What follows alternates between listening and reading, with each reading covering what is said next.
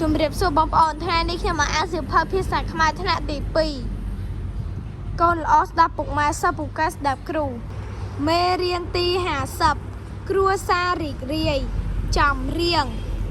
លំនាំបទអោស្វាយចន្ទី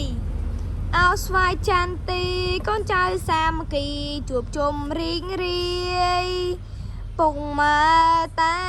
យាយលោកមិនរាយមាយចិញ្ចឹមមើលថែពុកម៉ែ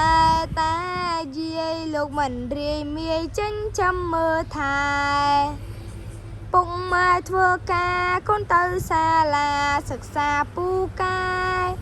មកផ្ទាំងជួយថែមិនអោយពុកម៉ែពិបាកទូមានមកផ្ទាំងជួយថែមិនអោយពុកម៉ែពិបាកទូមានទំនេរការងារប្រលប់ជុំគ្នាស្ដាប់តានិទានយាយប្រដៅ